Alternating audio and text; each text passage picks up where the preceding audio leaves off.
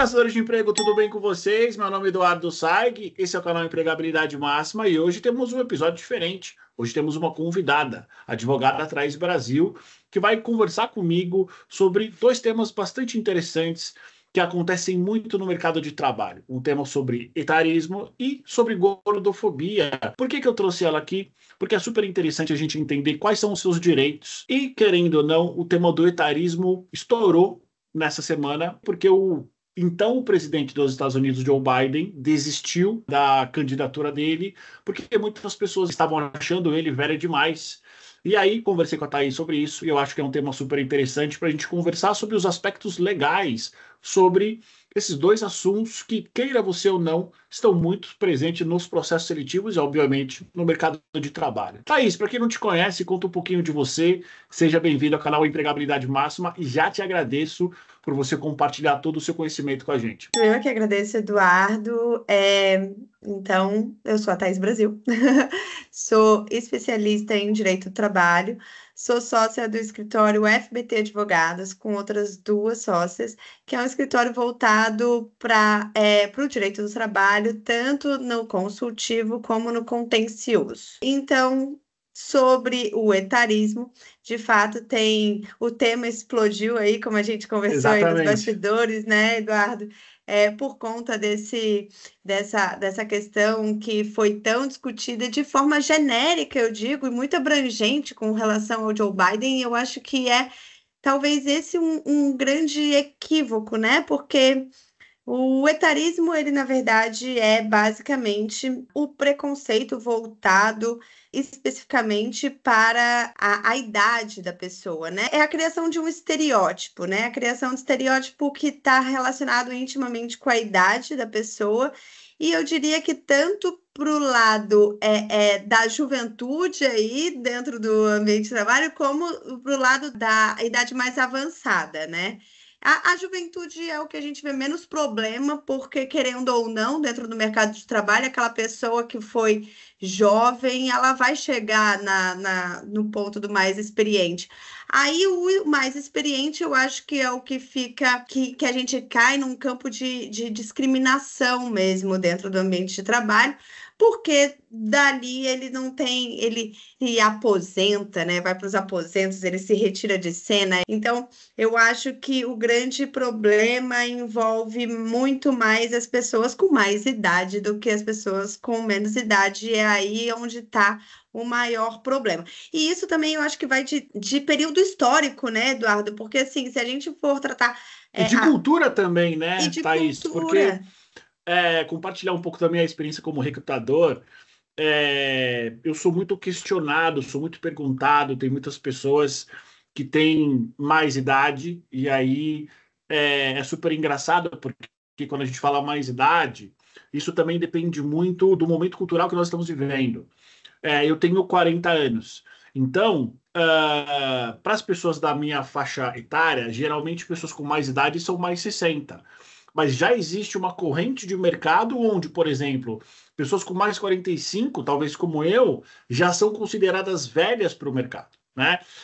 E eu sempre digo que eu sempre recoloquei, sempre facilitei processos de transição de pessoas mais 50, mais 60 em empresas de cultura oriental e algumas empresas de cultura europeia, como as alemãs, por exemplo, que elas enxergam as pessoas com mais idade como pessoas mais experientes e que são pessoas que vão aportar essa experiência no negócio. É claro, estou falando isso de uma maneira geral, né? E também do outro lado, falando também de uma maneira geral, a gente tem empresas de outras culturas onde justamente acontece todo esse preconceito em relação às pessoas com mais idade, né? Mais 40, mais 50, mais 60, mais 70. Então é quase impossível a gente achar alguém trabalhando, talvez que não seja uma empresa familiar, né? Então acho que é interessante você trazer essa questão da cultura, porque não é todo mundo que pensa igual. E é legal você falar isso também, Edu, porque posso te chamar de Edu, Você né? deve, você deve. Tá super em casa. É, eu sou a pessoa que vai tornando tudo um pouco mais informal. Tá É, certíssimo. é interessante você falar isso também, Edu, porque, querendo ou não, Da sua fala eu tiro alguns aspectos. Um, que o grande sedativo, eu acho que a grande cura para um ambiente de uma questão, aspectos discriminatórios, né, com relação ao etarismo, é a criação de um ambiente plural, porque como a gente vê, existem culturas que valorizam a idade avançada, e lá tem muito valor, né? Ela tem muito valor você ter mais vivência, ter passado por momentos históricos diferentes, enfim, ter muito mais experiência. E também tem muito valor você ser mais jovem. Então, assim, eu acho que a criação de um ambiente plural dentro dos ambientes de trabalhos é um grande sedativo, é a grande cura que eu diria que as empresas precisam ter para que não, inclusive, não corram riscos que a gente vai tratar mais para frente, que são, de fato, os direitos de preservação aí do empregado, né? Para não sofrer assédios com relação à idade que tem. Todo preconceito, ele é muito reducionista. Sabe o que eu quero que você conte para nós, Thaís? Quais são os casos reais que chegam no seu escritório sobre etarismo, eventualmente alguma coisa sobre gordofobia, o que está acontecendo no mercado de trabalho, eventualmente envolvendo algum tipo de processo seletivo ou não, o que está acontecendo na prática sobre esses dois temas? Eu acho que esse momento, já que a gente estava falando de momento histórico, né, que eu acho que agora é um momento que, principalmente aqui no Brasil, essas empresas em que tem se valorizado muito um ambiente jovem, as questões mais, né, eu acho que o etarismo tem ficado muito presente dentro do judiciário trabalhista, tá? Essa questão do Joe Biden que a gente abriu o episódio falando, eu acho que trouxe muito o que a gente tem visto dentro dos processos, né? É evidente que não dá para a gente generalizar e botar essa questão da idade de forma abrangente, como se a questão cognitiva do ser humano fosse limitada, fosse diretamente atrelada à idade de modo geral, né? Não dá para falar que uma pessoa que tem determinada idade não está apta a fazer qualquer tipo de atividade, né? Então, às vezes ela não está apta, sei lá, apta a correr uma maratona, a ser um atleta de alto desempenho, a ser não sei o quê, mas às vezes ela está apta a fazer outras atividades, né? Então, é, eu acho que isso, se a gente for trazer, já que a gente falou também de outros tipos de preconceito, que a gente tem visto também na Justiça do Trabalho, é, se a gente for trazer o etarismo mesmo para o campo das mulheres, né? Então, se a gente for colocar, sei lá, dentro da indústria da moda, dentro da indústria da beleza, a mulher que sempre foi vista como alguém que a juventude, que tem que sempre ficar correndo atrás da juventude, né? Porque a mulher que está com o cabelo branco, não é que ela é mais experiente, não é igual o homem que às vezes fica charmoso. Não, é porque está desleixada, é porque não se cuida, é porque. Então, eu acho que essa questão da idade para a mulher dentro do ambiente de trabalho ainda ganha mais um peso, que é esse ambiente, que é um aspecto mais do gênero, né? A gente foge da idade e já cai numa discussão mais de gênero, que também tem sido extremamente combatida e tem que ser combatida dentro da Justiça do Trabalho, porque tem se visto dentro das empresas, né? Dentro do ambiente de trabalho. E a gordofobia no mesmo ponto, enfim, são questões discriminatórias que a gente não pode ver dentro de onde a gente trabalha, porque ninguém inicia um trabalho para sair de lá adoecido, né? Exato. Tem que ser um E, ambiente saudável. e o que eu quero te perguntar, Thaís, é do ponto de vista legal, né? Que tipo de lei que existe, que tipo de pena que existe para esses dois tipos de preconceitos, né? Etarismo Sim, e talvez num segundo momento, e talvez muito mais. Não é que a gordofobia ela seja menos importante, mas talvez ela é mais velada, né? sim, Talvez com ela seja certeza. um preconceito que ela é mais velado, mas eu, como recrutador, atesto que existe sim, existe uma série de clientes e de candidatos que tocam nesse assunto muitas vezes de uma maneira muito objetiva e muito direta, que até me espanta, né? Mas o que a lei fala sobre esse tipo de preconceito? E para a gente terminar, eu quero que você diga o que as empresas podem fazer para coibir esse tipo de atitude dentro das suas fileiras? Bem, a lei, a gente pode falar aqui da lei maior que a gente tem no ordenamento jurídico, que é a Constituição Federal, né? Então, a Constituição Federal, no artigo 7º, ela veda qualquer tipo de discriminação por questões de idade, religião, de sexo. Então, lá já está uma vedação geral para o etarismo dentro da nossa Constituição, né? Então, de lá a gente pode extrair o grande fundamento de se perseguir dentro de um processo trabalhista, caso a gente seja vítima de uma questão assediosa, né? Porque a gente tem dois caminhos, Edu.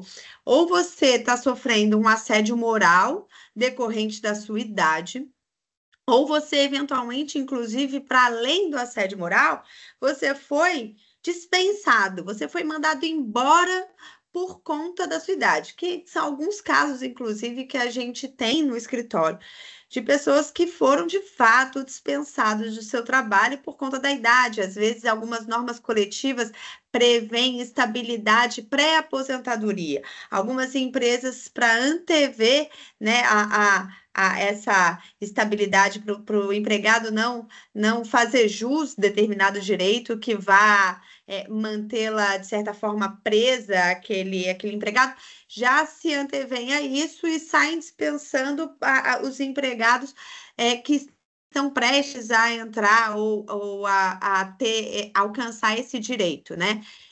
Mas até outras empresas que não tenham previsão em norma coletiva com relação à pré-aposentadoria, tá? A gente vê o etarismo por aí. Então, quando a gente vê uma dispensa discriminatória, a gente está diante de uma dispensa nula, tá? Então, quando a gente está numa dispensa nula, qual é o grande risco para a empresa e que os empregados têm que ficar atento? Porque com relação a esse tipo de pedido judicialmente, é um pedido que, quando comprovado, tá? Não é um pedido simples, a gente tem que sempre lembrar que dentro de um processo a gente precisa de prova, e por isso, já que a gente está aqui no podcast falando com pessoas que estão entrando no mercado de trabalho, a gente tem que ficar atento. Se a gente Que sentir tipo de que prova, Thaís? que Porque tipo de prova? isso é super importante você trazer para a gente. Que tipo de evidência que tem que ter? Por quê? Porque tem muitos candidatos que já me falaram e me falam ainda nas entrevistas. Poxa, Edu, tal empresa tem uma cultura tóxica, etarista ou ageísta também, que é um termo muito utilizado, mas eu sofri assédio, mas eu não consigo provar. Por quê? Muitas pessoas, Thaís, acreditam que os colegas que estão naquela situação assediosa, junto com essas pessoas, elas acreditam que os colegas vão testemunhar a favor dela caso seja necessário. Mas é muito difícil isso acontecer, porque as pessoas têm medo.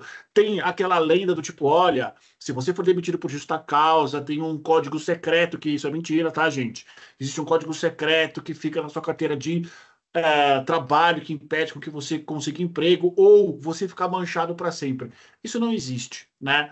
Mas eu quero que você traga para a gente quais são as evidências que uma pessoa ela pode colher ou que ela precisa colher, provando de que ela de fato foi demitida por um motivo etarista ou que ela está sofrendo assédio por ter uma determinada idade. Exato. Então vamos lá, Edu. Primeiro a gente tem que entender o que é assédio moral, tá? Assédio moral, ela não é algo episódico, tá? Não é algo pontual.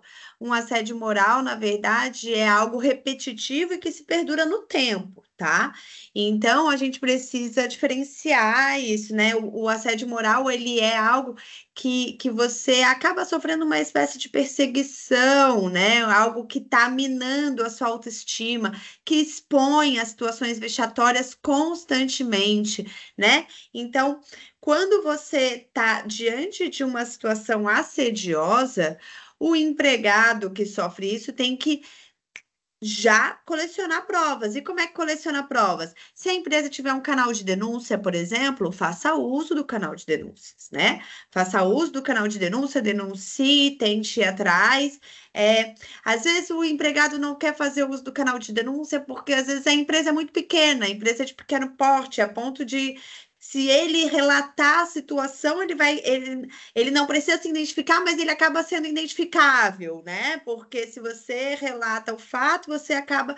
Então, enfim, tenha testemunhas, saiba, né? Veja situações, comente com colegas. Faça reporte para o seu superior, faça reporte para o RH da empresa.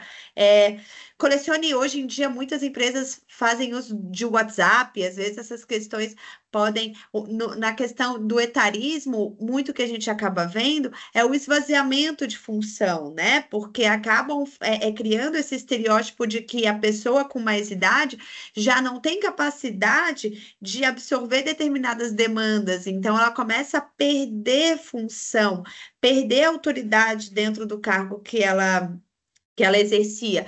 Então, a cada perda desse tipo, é preciso fazer prova. Então, se ela aconteceu por conta de uma troca de e-mail, tenha esse e-mail guardado, né? Muitas empresas agora não estão fazendo mais uso de e-mail, porque elas, e nem estão fazendo uso de WhatsApp, as empresas, né, elas vão se adaptando. Então, tem empresas que não fazem mais uso de WhatsApp, não fazem mais uso de e-mail, não fazem. Então, pega lá no Teams, né? Pega o seu celular, tira uma foto, uma fotinho ali do que está sendo tratado. Colecione provas. É como se fosse um seguro, né? Se você achar que aquilo ali é assim, eu posso, porque tem muita gente assim, ai, não, mas eu não vou usar. Melhor que não use, é melhor que não dê problema, mas se você sentir que está diante, ou se você está sendo vítima de uma situação de assédio, quando cair essa ficha, porque às vezes demora para cair a ficha, né? Quando cair a ficha, comecione a colecionar provas. Isso eu diria para um caso de assédio, né? Agora, se a gente estiver diante, Edu, de uma questão discriminatória, né? Então, de uma dispensa discriminatória. Uma dispensa discriminatória, eu já diria, que aí são provas um pouco mais elaboradas que a gente precisaria levar para o judiciário, né? Porque a empresa. Ela, no Brasil, a gente não precisa, o empregador, ele está apto a fazer uma dispensa sem justa causa, né? Ele não precisa justificar o motivo da dispensa, a não ser que seja com justa causa. Aí precisa existir uma falta grave que vá fundamentar a dispensa daquele empregado, mas não é disso que a gente está falando aqui. A gente está falando de uma dispensa discriminatória, e isso é muito sorrateiro, né? Então, se a pessoa às vezes acontece os dois casos ao mesmo tempo, né? Ela já vinha sofrendo assédio, né, durante muito Um tempo e processo, acaba. né? Exato, às vezes é um processo que culminou numa dispensa. Esses casos é mais fácil da gente demonstrar judicialmente em que ele acabou sendo dispensado, às vezes aconteceu o esvaziamento de função a ponto de a pessoa estar ali no ócio, né? Tá ocioso, completamente ocioso, não tem mais o que fazer, a empresa vai lá e dispensa. Nesses casos, a gente consegue demonstrar um percurso, né? Um sofrimento, inclusive, pelo qual o empregado passou durante o ambiente, né? Dentro daquele ambiente de trabalho. Agora, se a empresa só faz uma dispensa, quando a gente está diante, por exemplo, dessa questão que eu tratei da aposentadoria, do pré-aposentadoria.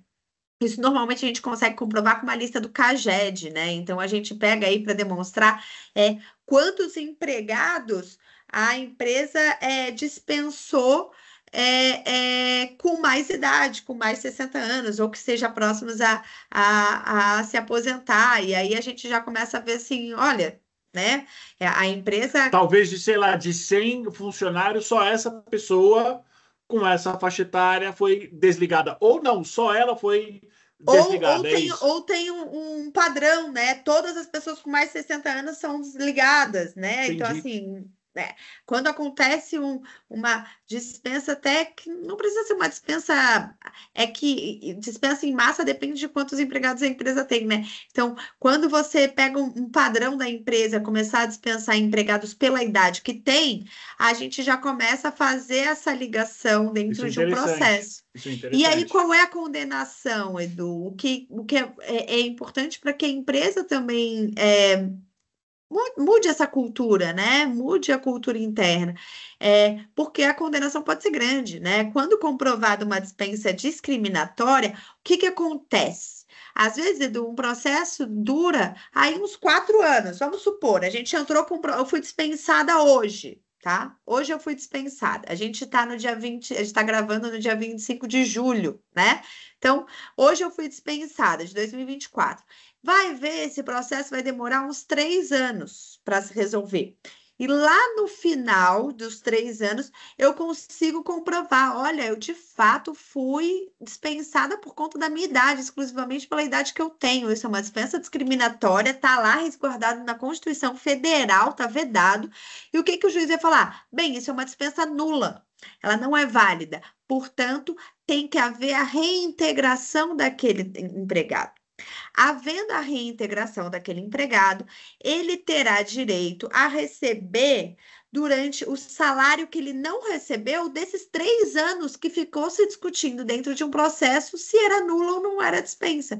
Então, imagina a que monta pode chegar um processo desse, né?